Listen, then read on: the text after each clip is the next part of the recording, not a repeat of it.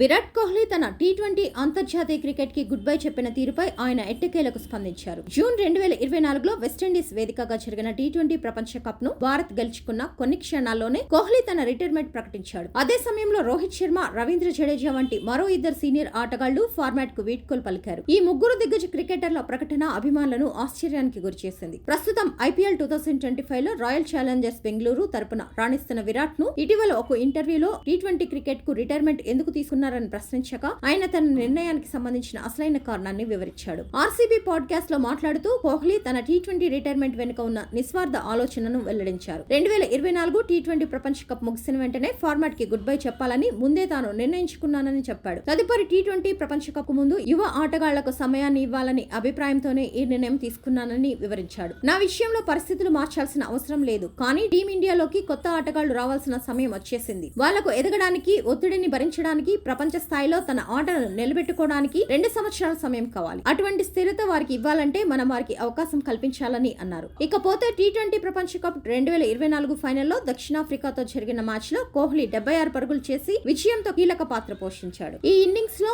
భారత్ కి మరోసారి T20 world cup ను అందించిన కోహ్లీ ఆ టోర్నమెంట్ ముగిసిన వెంటనే తగిన స్థాయిలో తన టీ20 అంతర్జాతీయ ప్రయాణాన్ని ముగించాడు. అప్పటికి టీ20లో అత్యధిక పరుగులు చేసిన రెండవ ఆటగాడిగా నిలిచాడు. టీ20లతో పాటు కోహ్లీ IPL లోనూ అదిరిపోయే రికార్డులు నెలకొల్పాడు. IPL చరిత్రలో అతనే అత్యధిక పరుగులు చేసిన ఆటగాడు. ప్రస్తుత 2025 సీజన్ లోనూ తాను శ్రేష్ఠ ఫామ్ లో ఉన్నాడు. ఇప్పటి వరకు 10 ఇన్నింగ్స్ లలో 63.28 సగటుతో 443 పరుగులు చేసి దాదాపు 140 స్ట్రైక్ రేట్ తో ఆరెంజ్ క్యాప్ రేస్ లో ఉన్నాడు. విరాట్ కోహ్లీ, అతని సహచరులు మే 3 శనివారం బెంగళూరులో చెన్నై సూపర్ కింగ్స్ తో తలపడేందుకు సిద్ధపడుతున్నారు.